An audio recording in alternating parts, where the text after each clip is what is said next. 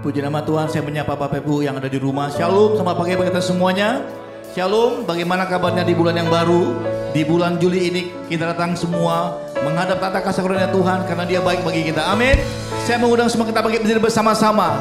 Mari kita puji Tuhan, kita lulukan Tuhan, berikan tepuk tangan bagi Dia. Haleluya. Dia baik. Dia sungguh baik dalam hidup kita. Haleluya.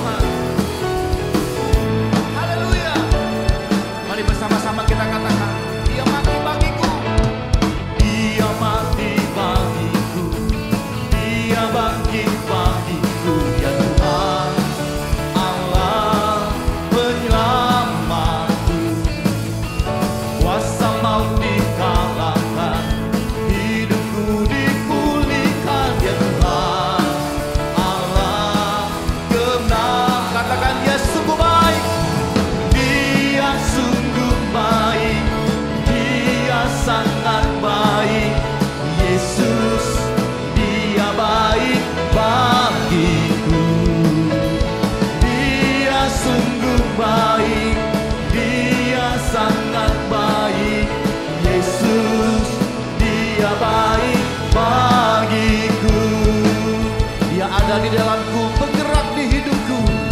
Dia ada di dalamku, bergerak di hidupku. Dia Tuhan Allah kekuatanku, yang penuhi hatiku dengan kuasa kasih-Nya. Dia Tuhan Allah kemenanganku.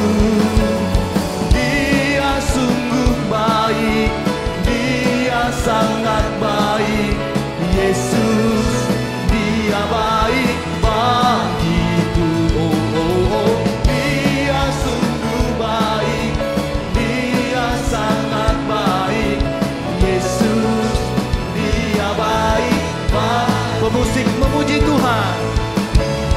Oh, baik bagi kami Tuhan. Mari yang di rumah bersama-sama kita bertepuk tangan bagi arah kita.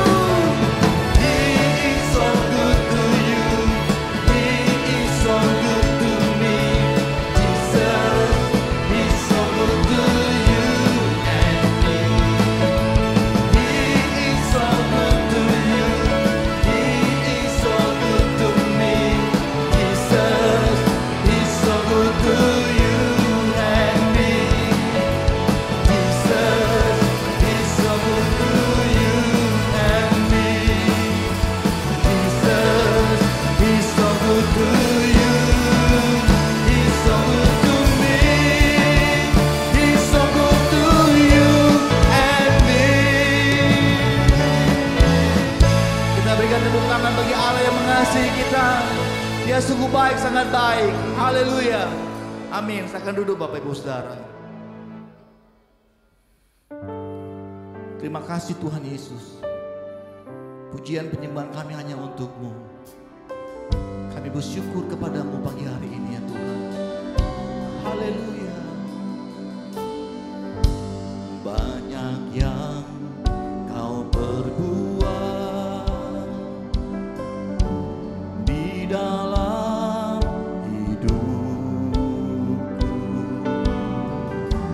Rencana indahmu terjadi di hidupku.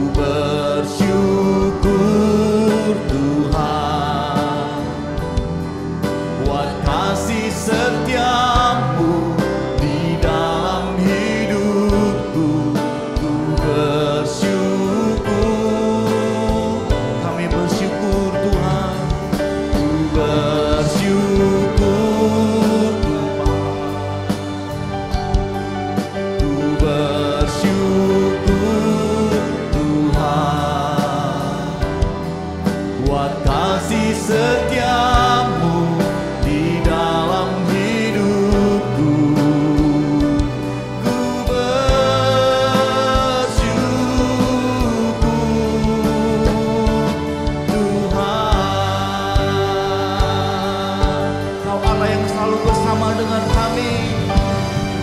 Tak ada lembah gelap yang tak ku lewati tanpa hadir-Mu.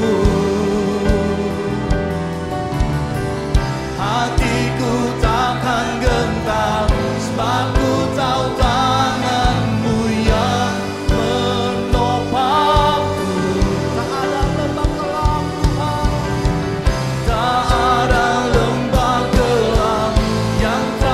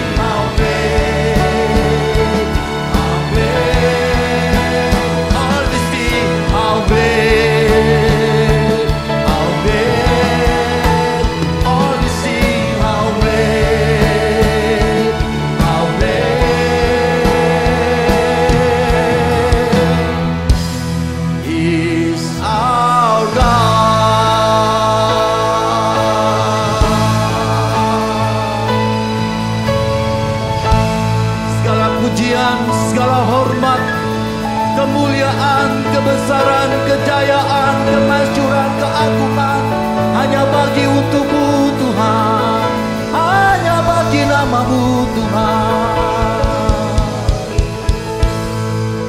Terima kasih Tuhan buat pagi hari ini.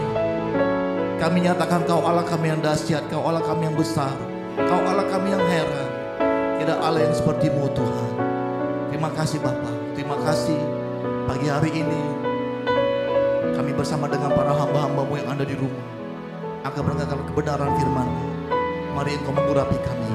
Roh Kudus, terangi pikiran kami. Roh Kudus, ambil alih seluruh kehidupan kami. Biarlah firman yang ditaburkan oleh hamba-Mu pagi hari ini itu boleh bertumbuh, berbuah dan berakal dalam kehidupan kami. Terima kasih Tuhan, kami sambut firman-Mu dengan ucapan syukur. Di dalam nama Tuhan Yesus sama-sama kita katakan amin. Mari kita dengarkan firman Tuhan pagi hari ini. Haleluya. Tuhan Yesus memberkati. Haleluya. Selamat hari Minggu PCP. Kita ketemu lagi, sehat-sehat semua ya. Puji Tuhan. Yuk kita berdoa. Sama-sama katakan, firman Tuhan mengajar saya. Firman Tuhan menyatakan kesalahan saya. Firman Tuhan memperbaiki kelakuan saya. Firman Tuhan mendidik saya dalam kebenaran. Amin. Puji Tuhan, saudara, kita sedang hidup di dalam hari-hari yang luar biasa. Ya, dunia enggak menjadi semakin baik, tapi semakin buruk. Itu sebabnya banyak sekali orang-orang yang menjadi tawar hati dan putus asa. Mereka berkata, mau mati mau hidup sebodoh, ya, saking putus asanya. Nah, Tuhan mengundang kita orang-orang percayanya untuk masuk ke dalam pelayanan pada masa krisis ini, membagi harapan dan kasih, supaya mereka bisa melihat bahwa mereka nggak sendirian, bahwa Tuhan itu ada, ya, melalui kepedulian anak-anaknya. Nah, pelayanan belas kasihan dan murah hati kepada orang-orang yang membutuhkan ini disebut oleh Paulus sebagai kasih karunia pelayanan kasih atau the grace of giving, ya, kasih karunia memberi. Saudara Samuel Dr. Yan mengatakan demikian, Anda dapat mengenal seorang anggota sejati tubuh Kristus dari roh mereka yang murah hati dan rela berkorban. Mari buka sama-sama saya di dalam 2 Korintus pasal yang ke-8 ayat 1 sampai ayat yang ke-5. 2 Korintus 8 ayat 1 sampai 5. Saudara-saudara, kami hendak memberitahukan kepada kamu tentang kasih karunia yang dianugerahkan kepada jemaat-jemaat di Makedonia. Selagi dicobai dengan berat dalam pelbagai penderitaan, sukacita mereka meluap. Dan meskipun mereka sangat miskin, namun mereka kaya dalam kemurahan. Aku bersaksi bahwa mereka telah memberikan menurut kemampuan mereka, bahkan melampaui kemampuan mereka. Dengan kerelaan sendiri mereka meminta dan mendesak kepada kami, supaya mereka juga beroleh kasih karunia untuk mengambil bagian dalam pelayanan kepada orang-orang kudus. Mereka memberikan lebih banyak daripada yang kami harapkan.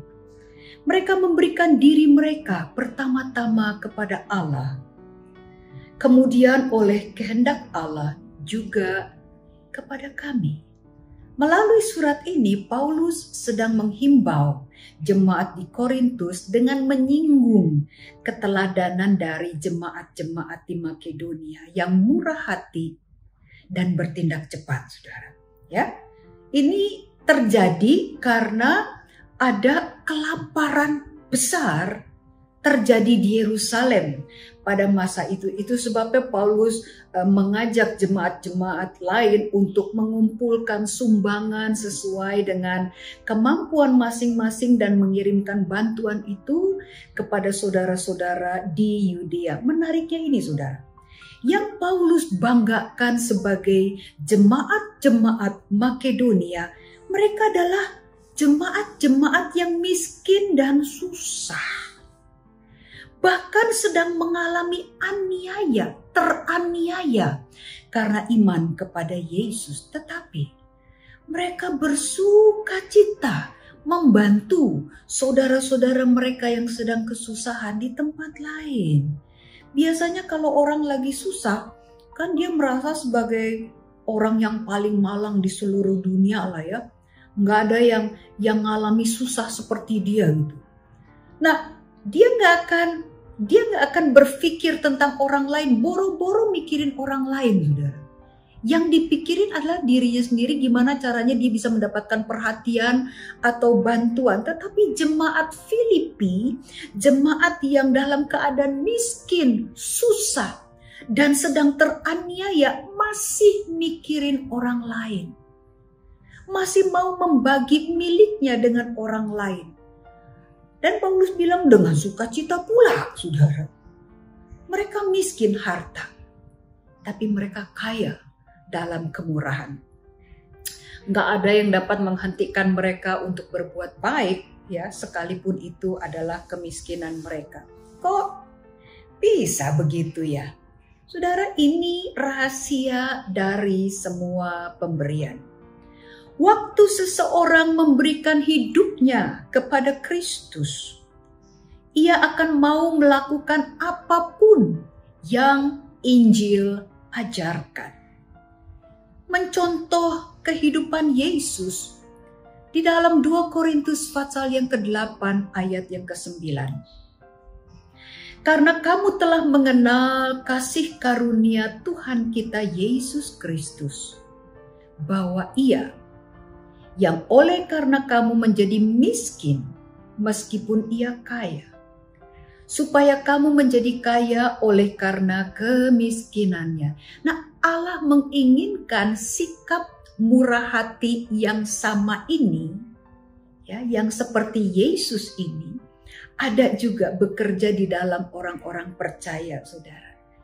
Dan itu membuktikan bahwa kasih karunia Allah sedang bekerja di dalam kita. Saudara, kalau Yesus adalah manusia biasa, bagaimana mungkin Ia bisa memperkaya orang? Bagaimana mungkin Ia bisa memperkaya kita? Wong keluarganya aja adalah keluarga sederhana, ya kan? Bapaknya Yusuf tukang kayu, bapak manusiawinya. Lalu kemudian dia besar di dalam kesederhanaan, dari palungan sampai ke Kalvari. Yesus gak punya properti apapun, saudara. Dan dia mati di dalam cara orang rendahan. Kuburannya pun adalah pinjaman dari Yusuf dari Arimatea. Tetapi puji Tuhan, Yesus itu bukan sekedar manusia biasa, Dia adalah Allah. He was God from all eternity. Dia yang menciptakan, Dia yang memiliki semesta yang luas ini. Dia mengosongkan kealahannya, lalu kemudian Dia merendahkan dirinya, meninggalkan kekayaannya, dan mengambil rupa sama sebagai manusia untuk menebus. Dia menjadi miskin dan mati untuk menggantikan manusia berdosa. Nah, Ia menyelamatkan mereka yang percaya, saudara. Kita yang percaya kepada Yesus ini menjadi pewaris Allah, ya, ahli waris bersama-sama dengan Kristus atas segala sesuatu milik Allah. Wow, luar biasa. Di dalam buku renungan Jimmy Carter tanggal 22 Februari. Ada cerita menarik, saudara. Ada seorang laki-laki yang sejak masa mudanya suka mengumpulkan lukisan. Ya, sebagian besar dari pelukis-pelukis yang lukisannya dia kumpulkan itu akhirnya menjadi terkenal. Seperti Picasso atau Van Gogh, saudara. Dan dia terus selama puluhan tahun mengumpulkan koleksi lukisan yang sangat bagus. Ya. Nah, sekitar beberapa waktu kemudian, anak laki-laki tercintanya masuk wajib militer dan dikirim ke Vietnam. Dan ia tewas ketika berusaha menyelamatkan temannya.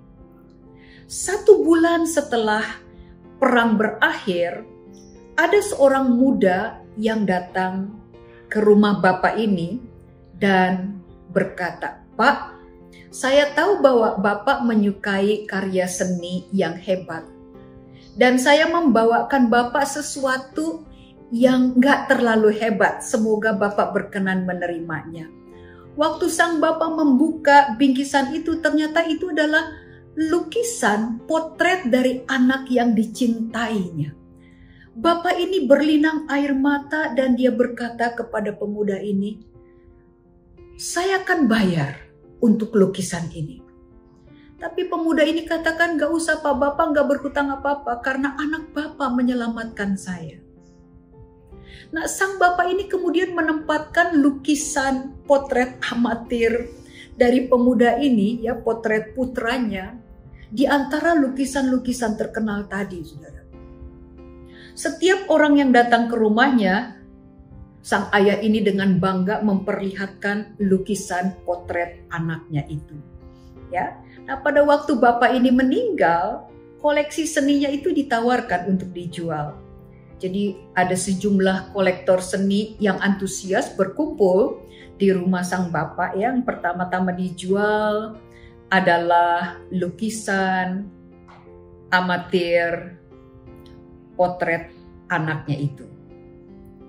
Nah, orang-orang tuh pada komplain, "Udahlah, lupakanlah lukisan itu. Kami ini datang ke sini mau nawar lukisan-lukisan berharga." Walaupun banyak yang ngeluh, kolektor-kolektor ini nggak senang gitu, tapi juru lelang tetap berkeras akan memulai penjualan itu dengan lukisan itu. Ya, akhirnya tukang kebun almarhum pemilik koleksi lukisan itu berkata, "Saya nawar $10." Nah, karena nggak ada penawaran lebih lanjut, ya, nggak ada yang mau lukisan itu, akhirnya juru lelang berkata, "Dijual dengan harga $10. Tok, tok, tok. Semua orang bernafas lega, saudara. Lalu kemudian juru lelang itu berkata, "Dengan demikian lelang ditutup." Wah, itu suara marah itu memenuhi ruangan. Nah, juru lelang ini menjelaskan, "Baiklah, saya membaca ketentuan dalam surat wasiatnya. Jualah terlebih dahulu lukisan potret putra saya. Dan siapapun yang membelinya mendapatkan juga seluruh koleksi seni itu. Siapapun yang menerima putra saya mendapatkan segalanya." Wah, demikianlah dengan Allah, saudara. Siapapun yang menerima anaknya, Yesus Kristus, mendapatkan segalanya. Nah, Yesus menyelamatkan mereka yang percaya, lalu menjadikan kita sebagai pewaris-pewaris Allah, ahli waris bersama-sama dengan Kristus atas segala sesuatu milik Allah. Apa enggak keren, saudara? Well, apa yang ada pada kita hari ini adalah sesuatu yang dipercayakan Tuhan kepada kita, ya. Apapun talenta, kemampuan, ya, harta, kesempatan, itu semuanya adalah dari Tuhan, dipercayakan Tuhan kepada kita. Jadi kita harus memanfaatkan semuanya itu untuk melayani Yesus Kristus. Bukankah Yesus sendiri berkata, saudara? Ya, di dalam Matius pasal yang ke-25 ayat 40. Sesungguhnya segala sesuatu yang kamu lakukan untuk salah seorang dari saudaraku yang paling hina ini, kamu telah melakukannya untuk aku. Apapun yang kita lakukan dengan apa yang ada pada kita untuk mereka yang paling lemah, yang paling hina, kita sedang melakukannya untuk Yesus. Saudara, sikap murah hati ini menunjukkan bahwa kita hidup untuk Tuhan, bukan untuk uang. Mari baca sama-sama saya di dalam 2 Korintus pasal yang ke-9 ayat 6 sampai 8. Camkanlah ini. Orang yang menabur sedikit akan menuai sedikit juga. Dan orang yang menabur banyak akan menuai banyak juga. Hendaklah masing-masing memberikan menurut kerelaan hatinya, jangan dengan sedih hati atau karena terpaksa. Sebab Allah mengasihi orang yang memberi dengan sukacita. Dan Allah sanggup melimpahkan segala kasih karunia kepadamu, supaya kamu senantiasa berkecukupan di dalam segala sesuatu dan malah berkelimpahan di dalam pelbagai kebajikan. Saudara, ini keajaiban memberi. Memberi itu bukan kehilangan, tapi memberi adalah tabungan, ya, yang memberi keuntungan besar kepada si pemberi. Waktu saudara memberi, waktu saudara bermurah hati kepada orang-orang yang membutuhkan, dengar saudara apa kata Tuhan, engkau sedang membuat Allah berhutang kepadamu. Wow, saudara. Ketika Allah menyediakan kelimpahan kepada kita, itu adalah supaya kita dapat melipat gandakan perbuatan baik kita. Ya, kemurahan hati adalah ide Allah dan juga jalan Allah untuk memberkati saudara dan saya. Sebagai orang-orang yang sudah ditebus oleh darah Kristus, kita selalu punya sesuatu untuk diberikan. Katakan amin, saudara. Sebagai orang-orang yang sudah ditebus oleh darah Kristus, kita selalu punya sesuatu untuk diberikan. Mungkin saudara bilang, saya aja perlu ditolong saat ini. Bagaimana saya menolong? Ingat saudara, jemaat-jemaat di Makedonia adalah jemaat yang sangat miskin. Terjemahan bahasa Inggris itu memakai begini saudara. Mereka ada di dalam keadaan deep poverty. Deep poverty itu artinya kemiskinan yang amat sangat. Mereka bukan cuma miskin, tapi juga waktu dalam keadaan miskin itu mereka sedang mengalami aniaya. Tapi mereka bersuka cita pada waktu ada kesempatan untuk menolong orang-orang yang sedang susah di tempat lain. Jadi kalau hari ini saudara bilang saya miskin, saya lapar, saudara masih lebih beruntung daripada jemaat-jemaat di Makedonia. Saudara nggak ngalamin aniaya. Kalau mereka bisa melakukan, kita juga bisa melakukan. Saudara dan saya, kita yang sudah ditebus oleh darah Yesus, kita punya sesuatu untuk dibagikan. Amin. Nggak ada uang untuk dibagikan, nggak masalah. Apa yang saudara punya? Saudara punya talenta, bagikan itu, pakai itu. Saudara punya kesempatan, pakai untuk berdoa. Untuk orang-orang, untuk situasi-situasi, keadaan-keadaan. Apa yang saudara punya, apa yang saya punya, bisa kita bagikan. Kita selalu punya sesuatu untuk dibagikan, saudara. Amin. Nah, Alkitab penuntun menulis ini. Oh, I love it, saudara. Memberi meningkatkan penyerahan kita kepada Allah dan mengaktifkan pekerjaan Allah dalam keadaan keuangan kita. Amin. Ya, memberi membuat kita kan makin berserah diri kepada Tuhan ya. Lalu ini juga membuat Allah bertindak, saudara. Mengerjakan sesuatu dengan keadaan keuangan kita. Bulan April yang lalu, berapa bulan yang lalu, ada kebijakan dari gereja pusat supaya hamba-hamba Tuhan membayarkan hanya 1/3 dari persepuluhannya. Biasanya hamba-hamba Tuhan itu menyetorkan persepuluhannya ke badan pengurus daerah, 10%. Tapi berhubung COVID, maka gereja pusat memutuskan hanya 1/3 bagian saja. Dan itu adalah keputusan yang baik ya. Persepuluhan yang masuk semua ke pusat itu dipakai untuk mensupport hamba-hamba Tuhan yang sedang kekurangan. It's a good idea actually ya. Nah, saya memutuskan membayar utuh persepuluhan saya. Bukan 1/3, saya bayar utuh.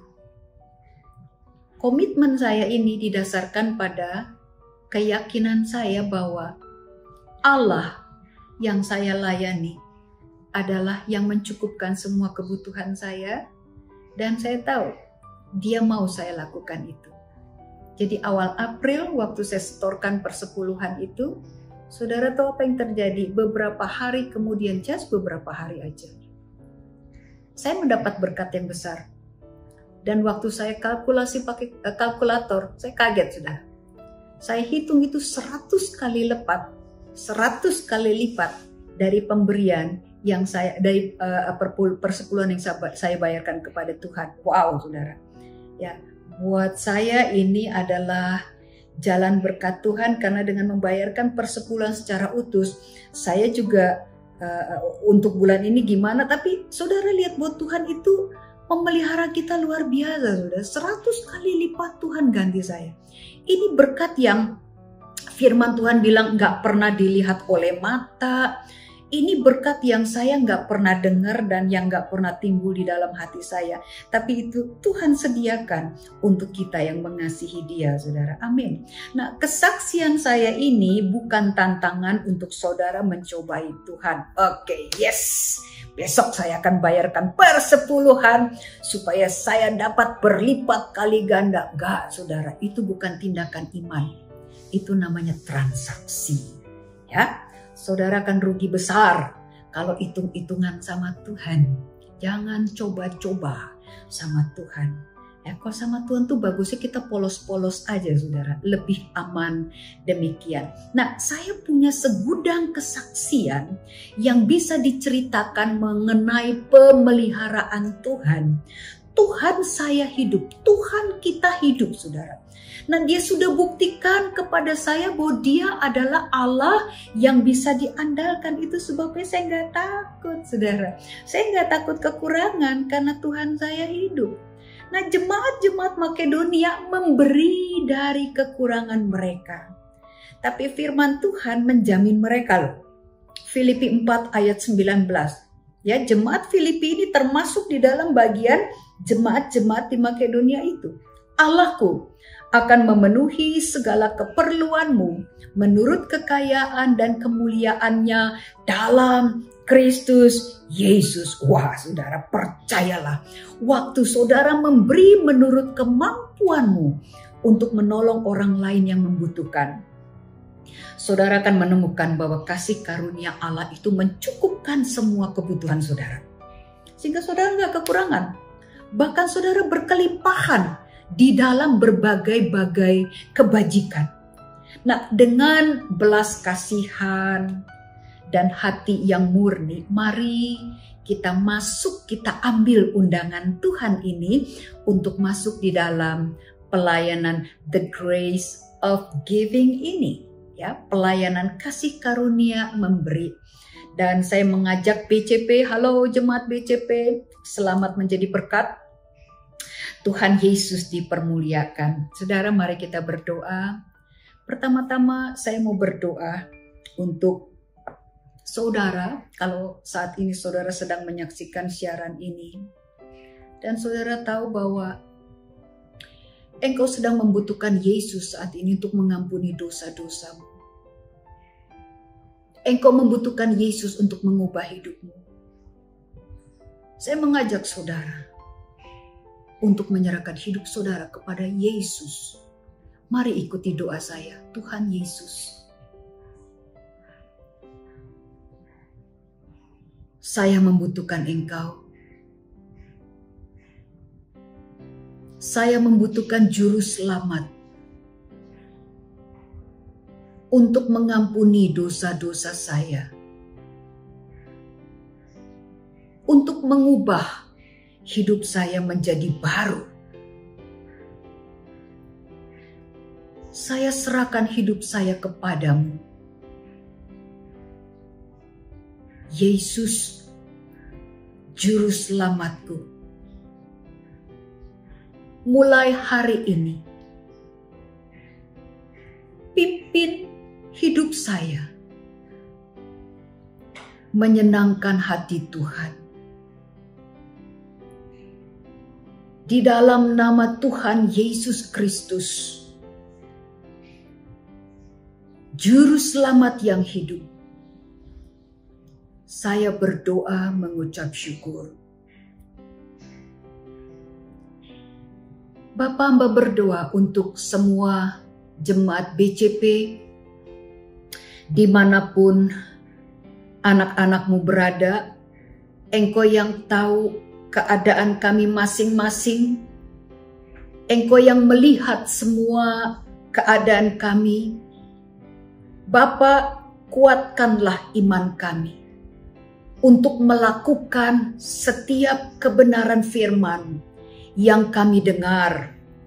Jadikan kami Tuhan orang-orang yang bertindak, yang merespons firman Tuhan. Waktu umat Tuhan memutuskan melakukan firman yang mereka dengar, biarlah anugerah-Mu ya Tuhanku, Roh Kudus yang meneguhkan hati kami dan menolong kami.